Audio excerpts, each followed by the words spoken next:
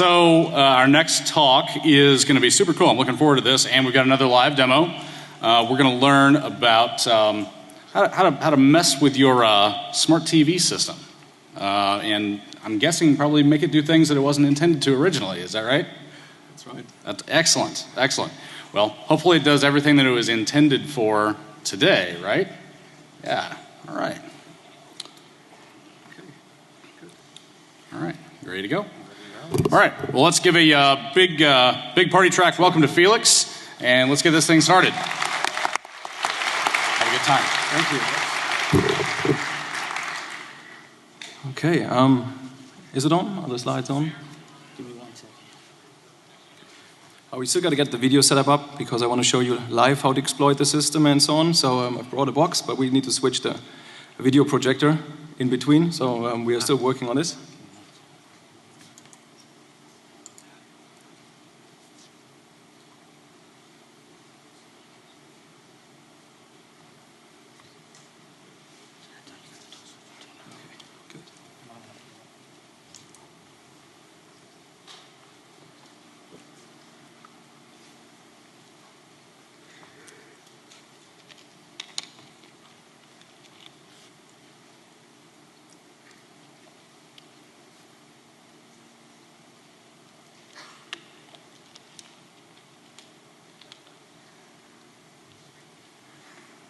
Okay.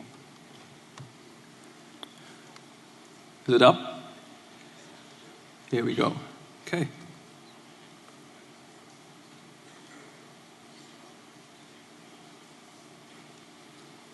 There's no sound, starts very well.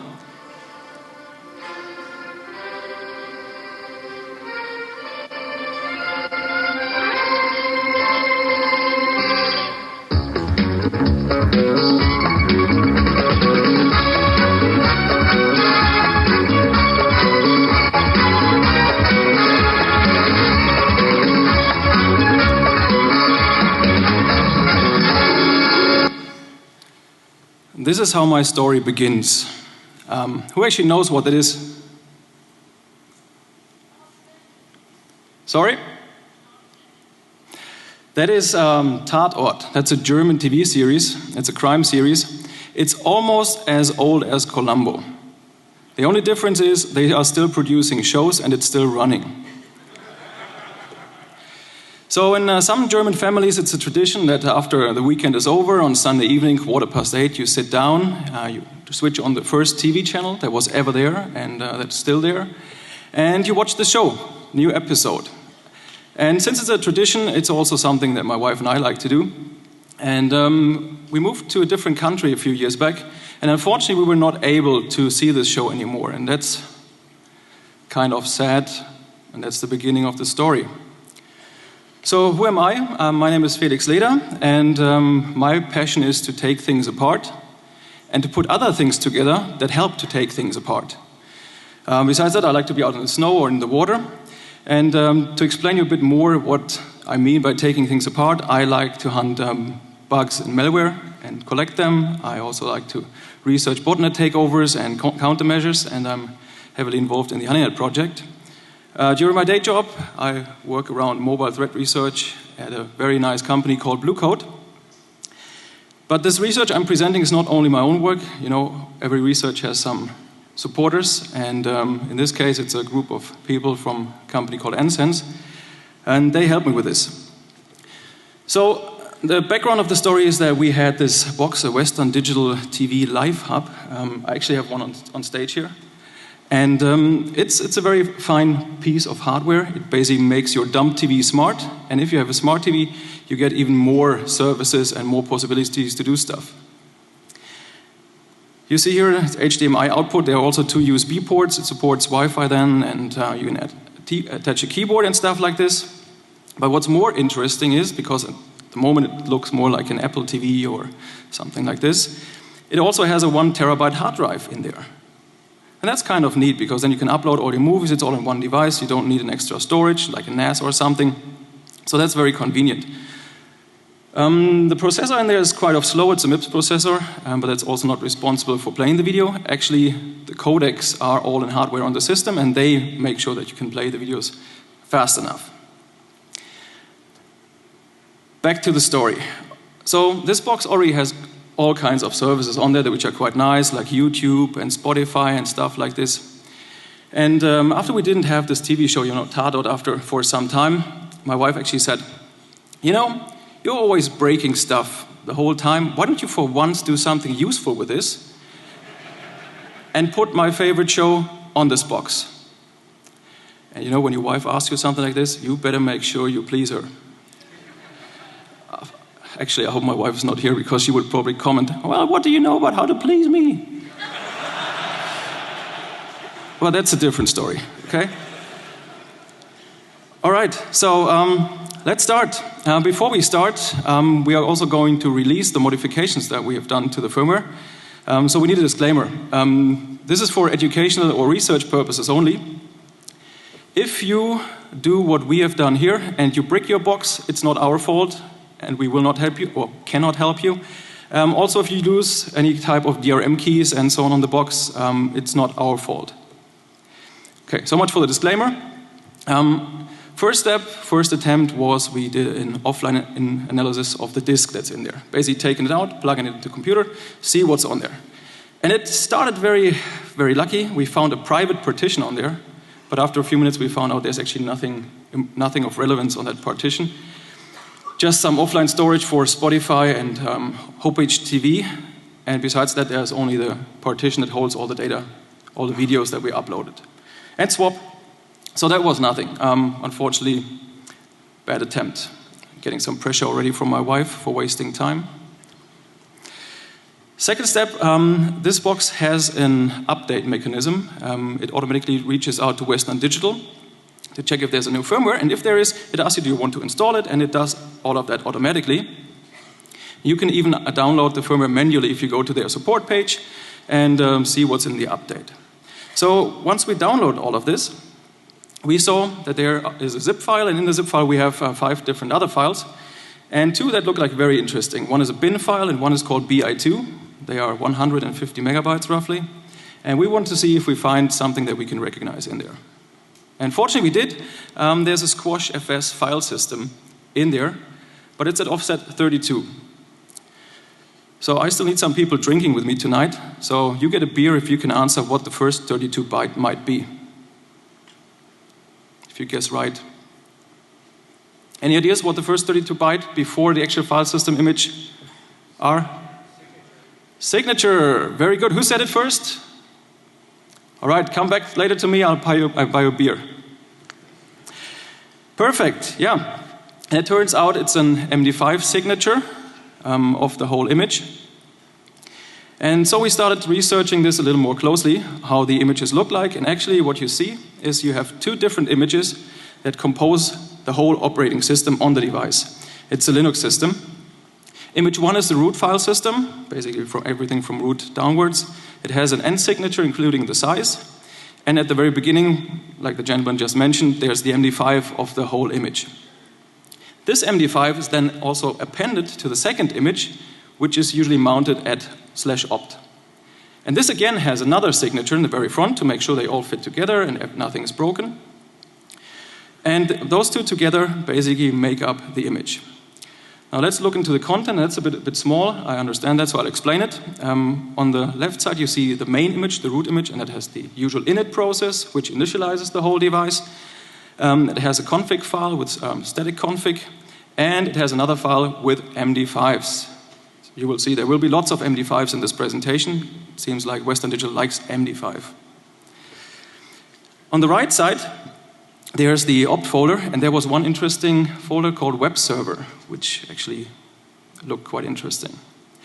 So with this, there was enough information to actually modify the box, but we were a bit hesitant about whether we should just modify the firmware and upload a new one, for the reason that we were not sure if they didn't have more MD5 checks there, and it looked like they had a lot. So we were a bit hesitant to modify the firmware and maybe just brick that single device that we had.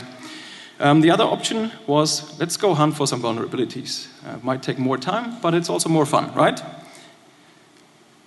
Okay, so vulnerability finding. First thing was to look at the web server. This thing has a web server. Let me also quickly switch to, where do we have? Firefox. Here we have Firefox. And this is live on the box now. So you see, that's the access. When you log in, and the password is admin, by the way. When you log in, you get a remote control, but you can also change the password and so on. So that looked kind of promising. And fortunately, the PHP that is used to change all the configuration is not encoded, encrypted, or anything. It's just there in plain. So that's always a good start, you know, starting from the web server. SQL injection. That was the first attempt. And as you can see, there's a very nice SQL statement at the bottom, which is composed of parameters right from the GET request, like entry ID, language ID. Perfect, and that's using SQLite. So here's the statement that would actually create an SQLite database that's at the same time SQLite and a valid PHP file. Does anybody here have experience with the PDO database driver?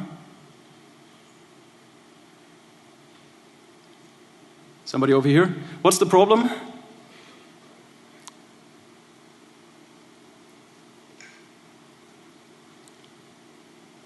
Don't see it. PDO only allows one statement at a time. And we wanted to inject 5 statements here. So, unfortunately, it didn't work. And even if it had worked, we found out later that this part of the file system is actually read-only. So, no chance at all. Bummer. Okay, being on the web server track, next thing to try was remote file inclusion. And what we found out is there's a remote file inclusion or a file inclusion possibility based on the language which is stored in the cookie. So let me switch back to the web server, and you can see there you have to enter a password, and down here you can select the language. Okay, I have a cookie editor up here, and if we refresh it, you can see there's a language ID of 3 in here. So we were wondering, okay, can we just modify this, adding a few dots, adding a few slashes?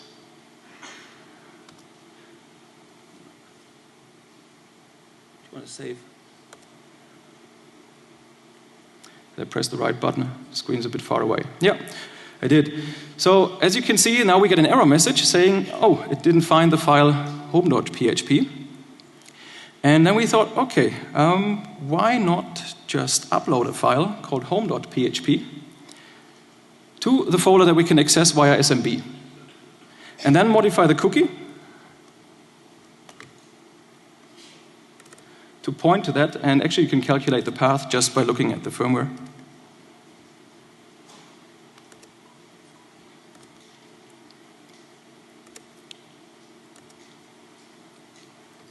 Okay. I pressed the wrong button. Sorry, the cookie editor is really small, and it's hard to see the screen actually from here.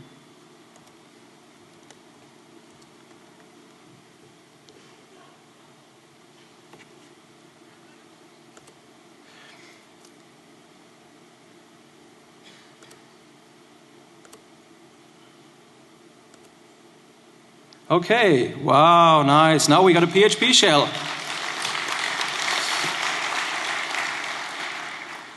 So those of you who have worked with PHP shells know that they are a pain in the ass, right? So the first thing you want to do is try to figure out if there's telnet on there, and actually telnet was on there. So we want to activate it, get onto the box. And I have to admit, my background is usually not too much the embedded devices, but more like the PC world. And usually when you own the web server, the next thing you do is think about privilege escalation, right? So same thing here. Let's go and telnet into the box. And in order to know like from which account to escape or to get the privileges, first you figure out which account you are, and hey, we're root already. Oh, this was significantly easier than I expected. But you can also see my stupidity on the screen, because actually the PHP shell already tells you that you're root.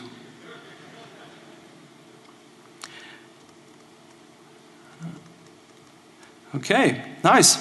So this was just the beginning, because we were able to get root.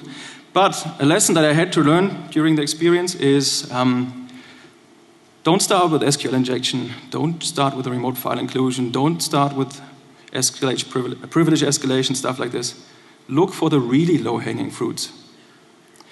So investigating the image a little bit further, I found that actually the guys from Western Digital had put up a symlink from the web server's root directory right to the disk. So it was not even necessary to upload or to try to exploit the system.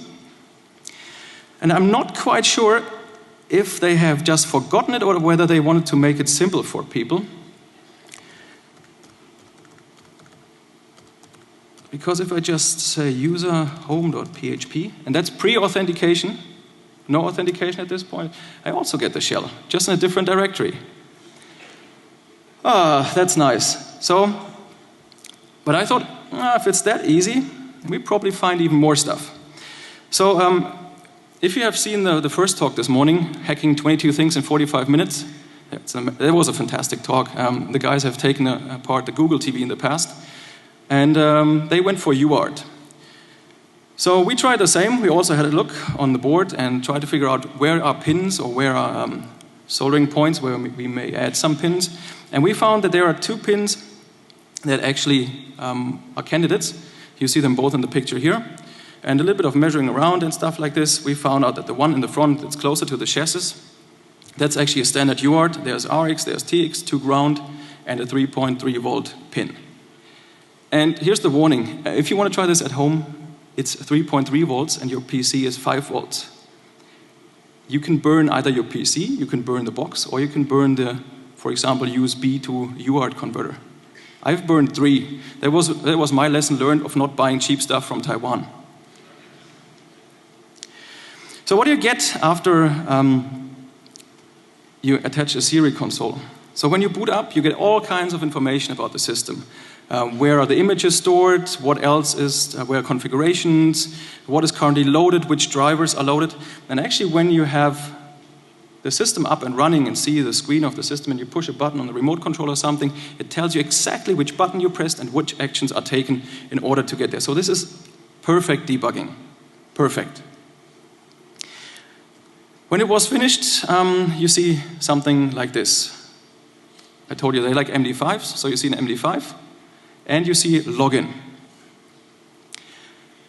What's the password? That's a chance for winning another beer tonight.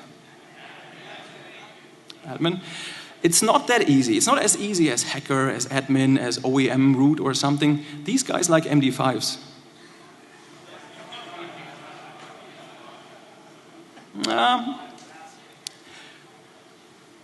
Let's have a look. Sorry? MD5 have yeah, it's close, but it's not quite. It's a little more sophisticated. Actually, I talked to another guy a few minutes earlier, and he said, actually, at least they did one thing right, but let's have a closer look. So, the shadow file actually exists in TMP shadow, and ETC shadow is just a link to that. And we found the hash in there. And started John the Ripper, obviously, because we wanted to find out what it is. But that didn't get us very far quickly, so we started investigating it a little closer. And I told you, the serial line is very helpful for debugging.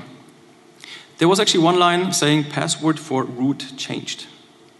And as you can see from the screenshot, there are also like other information about like which modules are started before and which modules are loaded after. Lots of stuff like this. So this was really helpful to triage which module or which program was actually responsible for this.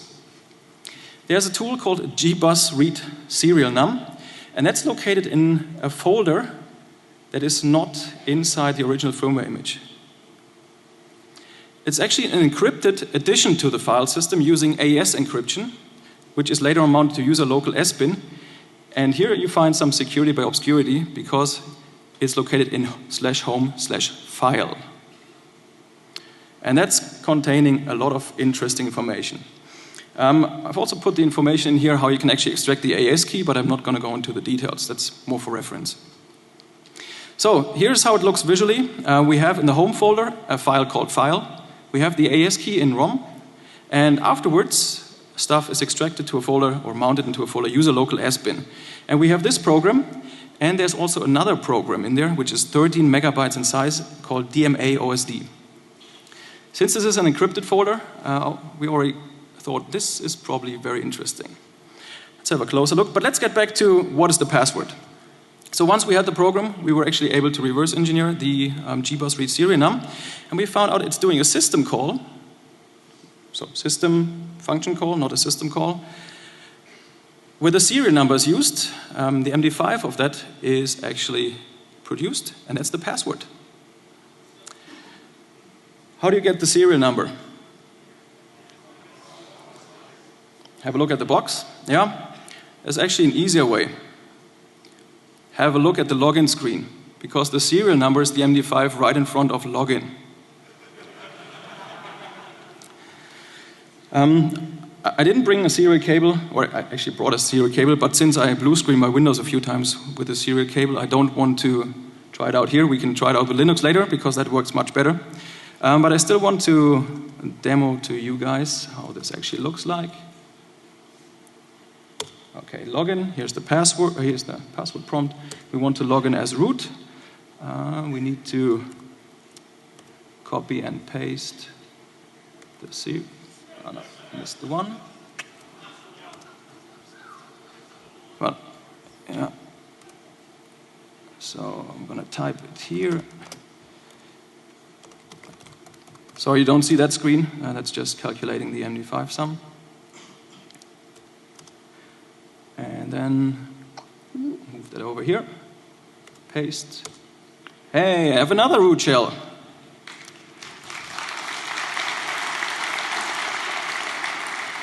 And this was the password, by the way. Okay, you probably know this yourself. At this point in time, you say, yes! Right? Because you're root. Always feels good to be root. Especially on systems that you haven't been root on before. So that's the point in time when my wife came back in. Sounds good, are you done yet? And I said, halfway. Okay, because the next step was actually to find out where are the apps located. And if you look around on the root file system or in the file system in general, you will find a lot of logos for the services and a lot of hints. And you find some DRM files, but there are also some apps for which you only find the logos and nothing else. One of them is redbull.tv, AOL, build.de, and some others. So we were really wondering, where are the apps, especially for those? And then we had a closer look at this process. DMA OSD, the on-screen display. This is the last process that started as part of the init process. If this process dies, the whole box automatically reboots. There's a watchdog around it. It's located in the encrypted partition that we were talking about with AES before. And this single process uses up 150 megabytes of the 200 available on the box. So it seems like this is an important piece. And looking more closely into this process, we actually found some hard-coded URLs in there. Like, for example, hdaol.com/westerndigital.htm. And some others. Okay, and when you go to these web pages, and now I have to check the resolution of the projector here. Let's go to AOL. It's hard to see on AOL. Let's try this Russian framework, this Russian site. So this is a Russian video site, and basically you can buy or stream videos from there. And what you see is there's a white bar at the very bottom. That's not part of the design. So if you go to these web pages with your browser, you see that they are exactly 1280 times 1024 pixels in size, and that's exactly what the box is displaying on your TV. So these pages are made specifically so that a browser on this machine, this box, can access them and you see what you're supposed to see. Okay, so that gives us some pointers. Some information about this DMA OSD executable, and where the browser is. So it's 13 megabytes, and that's huge, especially for embedded devices. It's actually quite big already for x86, but on a small embedded device like this, it's huge. And the reason for this, everything is linked in statically. There's a Qt-based web browser in there. There are libraries for HDMI, for accessing the hardware codecs. There is logic in there to automate USB sticks, check for firmware, automatically sync with a hard drive, stuff like this. It controls the network shares. There's an update daemon in there. Obviously the renderer for the on-screen menus. And it, on start, loads all pictures that it finds in some specific folders on the disk, all into memory. So this is actually the piece where you want to dig deeper in case you want to really modify the on-screen display and add, for example, new TV stations. So the next step that we did in order to understand more of the logic in there was to create a GDB server, put it on the box, so that we can attach a debugger on the box where it is running, and then control this from another machine. The information on this slide is just for your reference in case you want to try it out too. This is the compilation chains. The nice thing is, if you're already reverse engineering the whole thing and are running IDA Pro has a GDB stub already built in, and they support MIPS. So you can actually use IDA Pro right away to debug this process. Unfortunately, it breaks sometimes. So don't fully rely on it. This has actually cost a few evenings. Okay, actually at this point my wife came back and looked over my shoulder and said, "You are again looking at assembly. What's the status?" "The program is starting soon, I want to see it." I said, I'm making progress, but yeah, let's see. So now we know there's a web server on the box, right? And there's one nice thing. The broadcaster, das Erste, they have a live stream. They have a live stream on the internet. And let's see. I need to check out it. Obviously, there's no Tatort running at the moment. Let's see if we can actually get a live stream there, because they block some content to other sites. No, unfortunately not at the moment. I was hoping that they're streaming at least the news. They are not. But we'll still show you how this stuff works. So this time I was dedicated to go for the low-hanging fruits, you know? In this case, the low-hanging fruits are actually go into the process, search around, where are the URLs, the hard-coded URLs, and maybe just patch one or two to actually add the favorite TV station that we want to have. Okay, switching back to the box.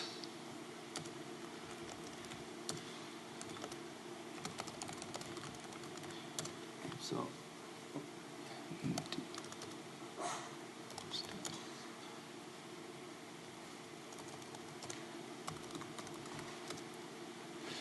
okay, so 1206 is the process ID that we want to patch. 1206. And we want to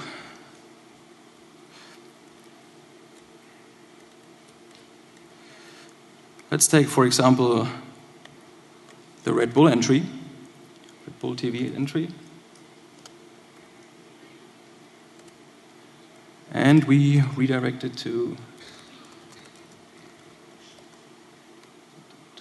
Google in Germany. Okay, so what this little tool does is it attaches via ptrace and then searches the whole memory for the sequence that we've given there. So in this case, connected.redbull.tv/Western Digital. And once it finds this pattern, it just overwrites it with whatever we've given afterwards. Actually, we found out that the address never changed, so there's no address randomization or stuff like this. But in order to keep the tool flexible for also future versions, we've kept it this way. And here we go. Here we have found it. And now I do the dangerous switch.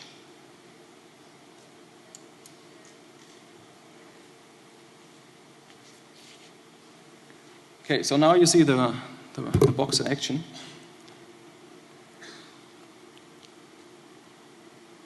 And you see all kinds of services that are on the box. And you also see Red Bull TV. So now in the background, it basically prepares everything for the Qt browser to start up. And then once the browser is started up and is running, the box reaches out to google.de, fetches the web page. Unfortunately, defcon.org has been a few times down this morning, at least on the defcon connection, so not able to do that. Okay, perfect. So now we are able to redirect it to whatever web page we want to. This was the point where I did the biggest mistake in the overall process. So because I knew there was a page where there was a live stream and I was able to patch the browser, I told my wife, I have it, I'll be done in 5 minutes. Have you ever told your wife you're done in 5 minutes? And then you know Murphy's Law, it usually takes 5 hours or more. Same here. So, quickly changing to the new URL, I got something which looked like this. The point was that this codecs that they returned to the browser of the box did not match any of the hardware codecs that were actually on the box. Oh man. So, quite there yet, but not quite. So, fortunately, the serial console actually was providing some more information. Once the browser starts, it tells you which codecs it actually loads and supports. And then it was only a matter of finding out, are there other streams that we can actually leverage, that we can use from this broadcaster. And after looking around and matching and trying out a lot of things, finally, we were able to create a small web page that selected a specific codec and also made it work. So, let's try this. So, we want to go from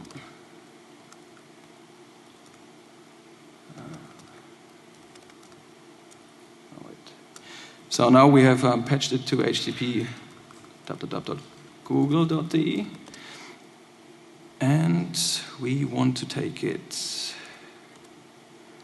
Just a second, I have to go back to another slide where I have the original URL. I don't want to mistype anything. The problem is if I mess up with the box at this point in time, it takes at least 3 minutes to reboot, so I try to avoid this as much as possible. Okay. So the process ID was 1206. Okay, looks good. So again, attach pretrace, search the memory, and this time we want to remove google.de and overwrite it with a page that we have put on the local drive. And now you can see actually the URL again, /user, which automatically gets you from the root of the web server down to the page that you can upload. Okay, that takes a few seconds. Here we go. Let's switch back, and unfortunately we have to restart Red Bull, not the whole box fortunately. So the page is up a little bit quicker now. Now it's trying to get the stream, and at least we should get the stream that's saying you're not supposed to see this program. Takes some time, needs to buffer, and actually they are really streaming the message, you're not supposed to see this.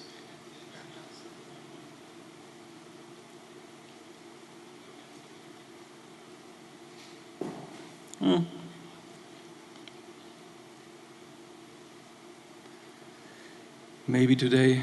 Oh, actually, wow. So now we are progressed already a bit further. That's the weather. Perfect. Ah, nice.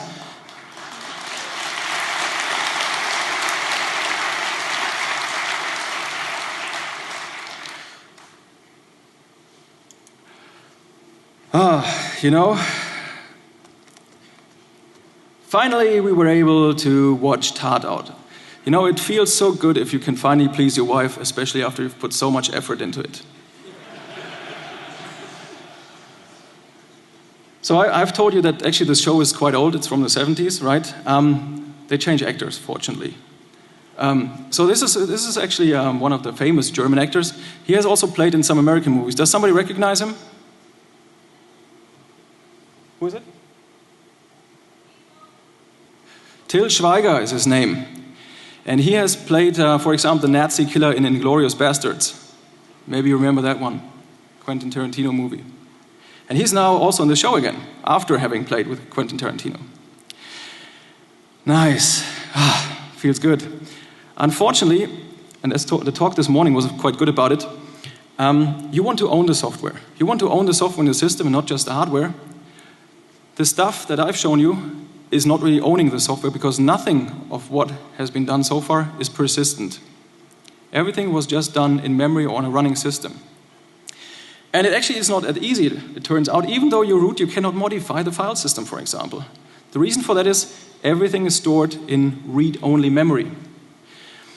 And when the system is booted, everything that needs to be changed, like, for example, the shadow file, hosts file, you name it, everything gets copied to /tmp and is used from there. You only see symlinks to there. The reason for that is quite simple. If you just pull out the power or have a power outage or whatever, you can never break the box because you will always get a clean copy from ROM, and everything that's volatile is basically gone. The configuration is also stored in a specific region in the ROM or in the flash memory. You just got to make sure that you don't have a power outage during reflashing or changing configuration settings. But for us, this was a bit tricky because we really wanted to be persistent. And most of the stuff that you see, like in red, I've marked everything that's not changeable, like /opt, root, user local sbin, the encrypted file storage. The only thing that's really persistent and lives long is the hard drive. And we wanted to be persistent. So, some more requirements.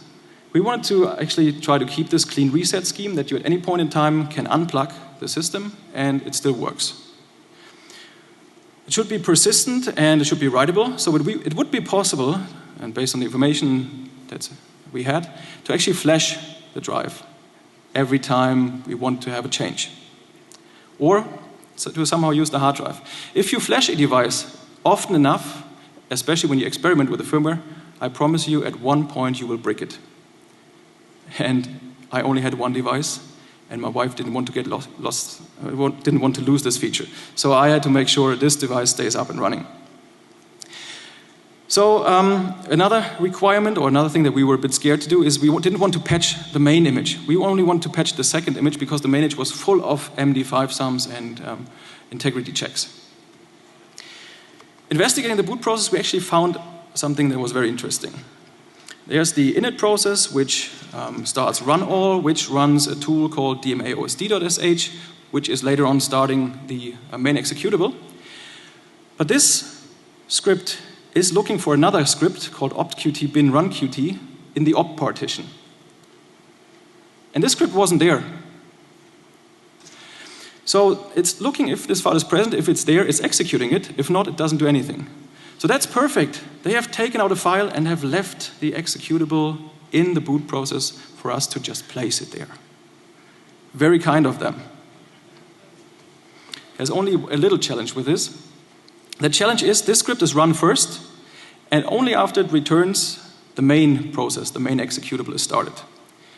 And the main executable, dmaosd, is actually responsible for mounting the hard drive. So we cannot modify anything to load additional stuff from the hard drive until this final process is started. So that's not an overly tough challenge, I admit that. So what we did is basically returning from runqt and start a background process, which is monitoring for the hard drive to come up, but just in the background. So is the hard drive up yet? No. Okay, let's wait 5 seconds. There yet? No. Just wait 5 seconds. At one point, the hard drive is there, and then we can basically continue to load stuff from there and execute it. So this way we have created a second stage Linux start, and if you look at SMB, you see it here. There we have an init script. You just upload it to the root folder via SMB, and you have your own new boot process. Second stage, obviously. On the device itself, it's in a different path, but that's okay. So now you can start to modify via SMB the firmware as much as you like, and any change, anything you do can be reverted. Actually, there are some limitations to that. You can only do stuff outside the rootfs, or you have to remount it. And all of the processes are already running, so you cannot really modify them except of patching them with ptrace or something like we did. So the nice thing about this firmware extension is you can undo everything via SMB.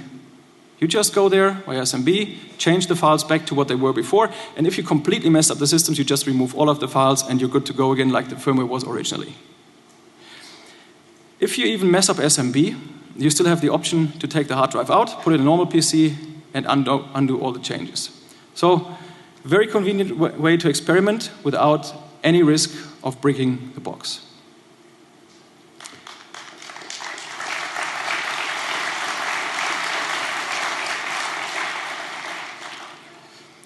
So this was the techie part, and usually there's no good party without lawyers. So do we have some lawyers in the room?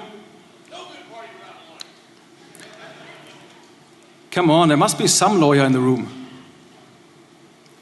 Or at least usually there's somebody who's saying, hey, you were talking about Linux, what about GPL violations? And actually, yeah, Western Digital has been thinking about GPL violations. And they are making their firmware available as a GPL variant. Okay, now you might say, why the heck did you spend all that time on changing the original firmware if you just download the original GPL firmware and upload that? There's actually a reason for that. Because if you go to the web page, there's a warning. Let me read the last sentence to you. Once you install third-party or user-modified firmware, even if the product is rolled back to the original firmware from Western Digital, access to certain features will be disabled. What does that mean? That means they delete all DRM keys if they find out you're uploading the GPL firmware. So, no more Spotify. There have been some complaints in forums where people have not been able to access Netflix, for example, anymore. So, unfortunately, this doesn't give you the full feature set. With the firmware that we are going to release, we have not seen the loss of any DRM keys, but still we don't want to give any guarantee for that, obviously. But since we just slightly patched the original firmware, we actually don't expect it to blow up. Disclosure, next political topic. I looked up on Shodan. There were a little more than 500 boxes which were openly accessible on the internet. 500. There are a lot more, obviously, in houses and closed networks. I heard some estimations there between 10,000 and 100,000 boxes out there. So, but still 500 that are openly there, not password protected. You can upload stuff via SMB in most cases. And people might now say, Felix, there are two remote ways how to get into the system with this. You should talk to the vendor. And I tell you, I've tried to. I've tried so hard. I've filed an official support case. I've contacted their press, because they are usually the ones who are most interested in saying, hey, I want to present about this at a con. They say, oh, okay, let's fix it first. I've talked to their product marketing. I've tried to reach out to Western Digital people on security mailing lists. Unfortunately, the answer was always, thanks for contacting Western Digital. We will forward your request to, and it feels like death null. Even pinging them and asking them, hey, what's the status? Quiet. Do we have anybody from Western Digital here tonight? If you know anybody at Western Digital, I really am interested in getting some of the stuff fixed because it's just too open. So if you know somebody, let me know and we can make some progress. Staying in the political field, I know that some of you like conspiracy theories. I have one too. So if you think about this, you know, they have some serious bugs. Some of them really look intentionally, like symlinks on a root web server pointing right to a world writable folder. On the other hand, you have some stakeholders like providers of DRM-based services, like Netflix, Spotify, and so on, and they don't want to put their services on devices which are known to be open. So, why don't you just leave some backdoors in there that are easy to find, that satisfy the community, and at the same time satisfy the needs of the other stakeholders? Okay, that's just my conspiracy theory and another topic for some beers tonight. What's the outlook? Let me first explain my situation now. 2 months after we were finally able to watch Tatort every Sunday evening, thanks to the help of modifying this device, we moved houses and got a new cable TV provider. Guess what? In their standard portfolio was that broadcaster das Erste. So I was able to please my wife for 2 months. Now it's another entity that's doing that every Sunday evening.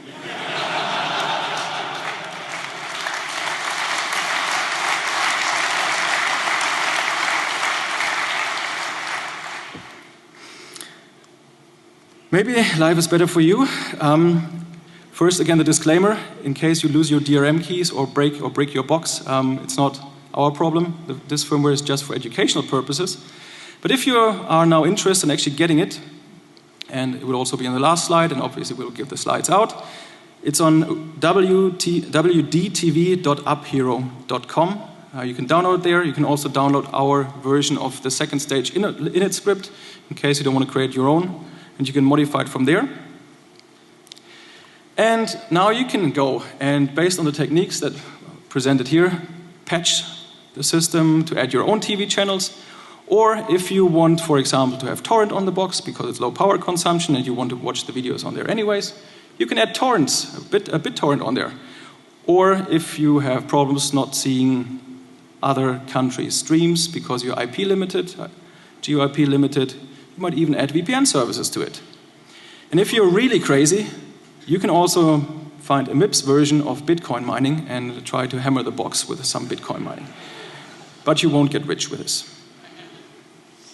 Just a hint, you can use Debian Squeeze packages for MIPSL and simply upload the executables and libraries to the box, and most of them work right away. We have not been the first ones to actually research this. There's an awesome guy called B-Red, and he has done fantastic work on the previous boxes from Western Digital. Most of them were without storage, but you should definitely go and check out his pages to get some more inspiration. So that leaves us with 3 minutes left for questions, and here's also the URL again in case you want to try out and play a bit with the firmware.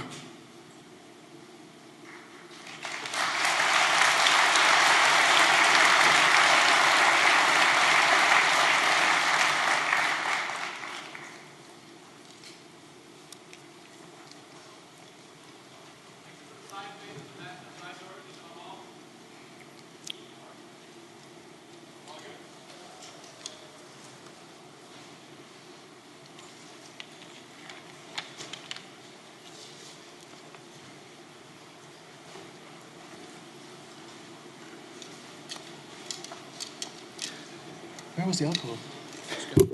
Let's give him a hand one more time. Great talk. Now, one thing, I don't know if you guys have been noticing, but a lot of our speakers that have earned their merits have been getting these patches. How many people here think that Felix's wife should get a patch too? Nice.